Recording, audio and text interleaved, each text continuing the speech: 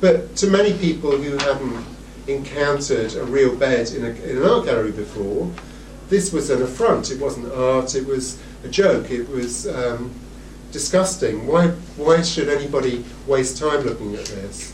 And it resulted in lots of parodies. There's this Edam Legin, "This is not my bed,"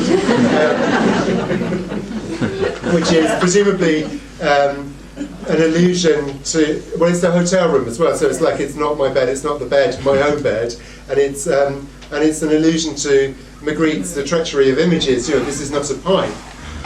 So there's well, it's not a bed because it's a photograph as well, so this is a photograph, whereas Tracy Emin's work is the actual bed. I've shown a photograph of it, but it's an actual bed that is in an installation in a gallery, whereas this is just a photograph, so it's an image of a bed. So there are all kinds of issues that raises. And to keep going in this in this mode, the British artist Martin Creed won the Turner Prize, I think in 2001, with this work number 227, which is almost impossible to show in a slideshow. So I was going to say flick the lights on and off, but basically all it is you go into the gallery and you get 5 seconds with the lights on, and then, right? And then 5 seconds with the lights off. And that continues. And the Museum of Modern Art in New York has this on their website, and they just show an empty gallery, because you can't show a still of this, and it's a really interesting idea. Now, why is that art? Because we switch the lights on and off all the time. It's a challenge to a conventional notion that things that happen all around us all the time are works of art. Does that mean that things which are visually indistinguishable from that are art too? Have I just shown you a work of art, or have I just alluded to a work of art? To add to, Creed's work gets described as witty, it's sensorial in the sense it's about the senses, it subverts the normal spatial and temporal parameters of the viewing experience.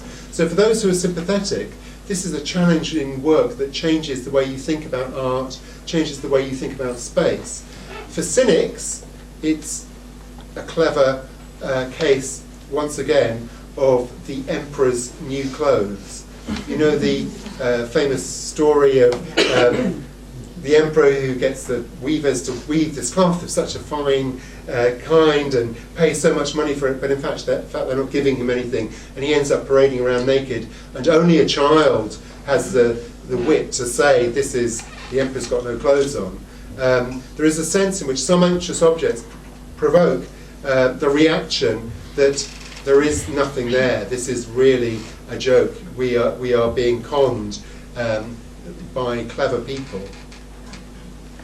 One more, one or two more. This is another work, but it probably doesn't reproduce very well on the screen.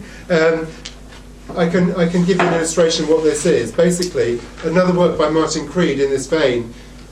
It's quite beautiful, this one. This is made by doing this, and then that. And then the work is just the patterns of the folded paper. And he's actually got a later one which is called A Sheet of Work Crumpled into a Ball, which is, I would say, indistinguishable from that. It's an A4 sheet of paper crumpled into a ball, called A Sheet of Paper Crumpled into a Ball, work number 301. And that's exhibited in a plexiglass case on a plinth. Now that clearly is a challenge to most people's expectations about what they're going to find in an art gallery, even today. And it's interesting, again, have I made a copy of it? Have I actually recreated it? Is this a work of art? Those are important questions, I think. And this isn't just an isolated thing that Marcel Duchamp did. It runs through the whole of contemporary art, even in Arte Povera, Pannoni's tree 12 metres in Tate Modern looks superficially just like he's taken a bit of tree. I'll come back to that one later and just put a bit of tree in the gallery. And these things seem to require explanation. So just to give you a little glimpse of the kind of explanation that philosophers might usefully give in reaction to this, I find Arthur Danto's idea about the the non-identity of indiscernibly different, the non-identity of indiscernibles, the non-identity of objects that look like each other, exactly like each other. It's quite enlightening in this area. It's obvious once you've heard it, but it's, and you may all have heard this, but basically Arthur Danto was a New York-based philosopher. Actually, first of all, he was an artist, then he was a philosopher, then he was an art critic. And he had the fortunate or unfortunate feature that he actually looked indiscernible himself from Socrates.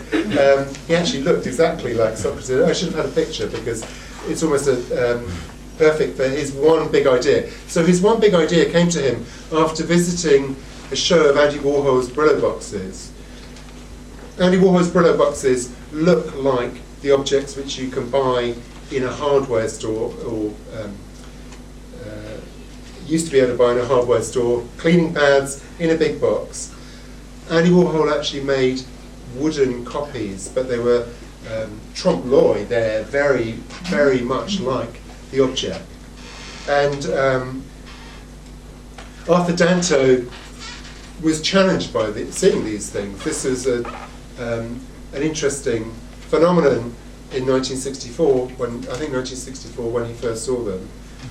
And he came to write this paper called The Art World, which became celebrated, where he began to investigate the ideas that actually most philosophers of art have focused on the visible aspects of art. When people talk about beauty or talk about form, they talk about what you can see.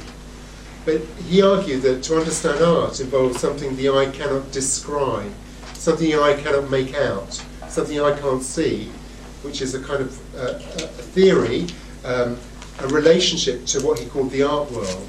Not just the art world in terms of people who work in museums, but also gallery goers, critics, artists, the large set of institutional practices surrounding what people do with objects within the art world.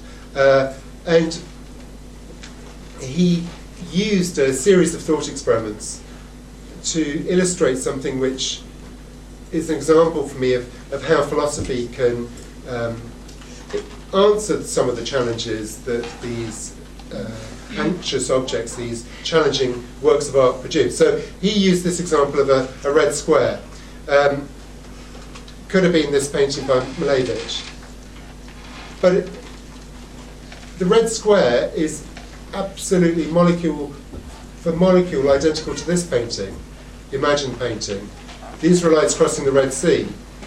And it's also molecule for molecule identical to this painting, which is a bit of canvas primed, painted by Giorgione, the great Renaissance artist.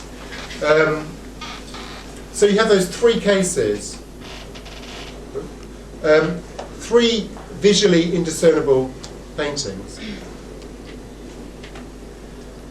What Danto says is they're completely not the same painting. They're visually indiscernible. They're interchangeable physically, it seems, but they have very different artistic qualities. So the Malevich picture could have been a highly original abstract painting that changed the course of history, of art history. This one, the imagined painting, could be like a really bad pun by an amateurish painter. And this one, although painted by a great artist, isn't a work of art at all, despite being made by a work of artists. It's the raw materials for a work of art. He was priming the canvas, ready to do something. So they have different qualities as artworks. And that's quite surprising, because we tend to think that things which are molecule for molecule identical are going to be the same in all properties, physical objects. But he's drawing attention to what's most apparent in these challenging works of art, that this has different qualities from Martin Creed's crumpled ball of paper. It has different qualities. First of all, it lacks originality. His one is much more original. Mine's a second-rate influenced copy of his, or maybe it's a kind of pastiche of his work. It's not original. So first of all, it lacks originality. It wasn't made by him. So it hasn't been touched by the artist's hand. That might be relevant to our understanding of it as a work of art. That's certainly relevant when we visit art galleries. We often want to be in the presence of the very works that have been created by artists that we love. And that carries over when we don't even know the artist. So in Lascaux, when they discovered the cave paintings in Lascaux, the Paleolithic, beautiful Paleolithic cave paintings, too many visitors came into the caves and the breath started causing condensation and water on the paintings that was damaging these hugely valuable to humanity, these cave paintings from the Paleolithic era. So they shut the cave, but people kept on coming back.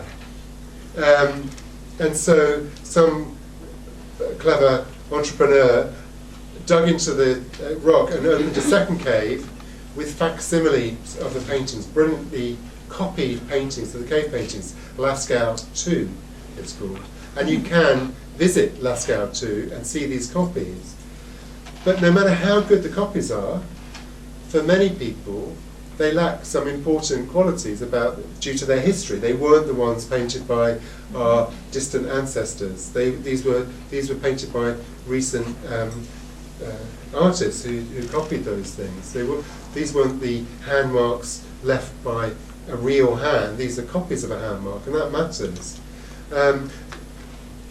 Similarly, we have most of us have a strong sense of sentimental value. An object, so you own a ring that belongs to someone you love and you lose it, well, the replacement ring isn't quite as good, even if it looks exactly the same. It's not that you believe there's something changed in the molecules of the ring, it's just we think that the histories of objects are important to our understanding of them, and they link them into sets of ideas and sets of beliefs. So the red of the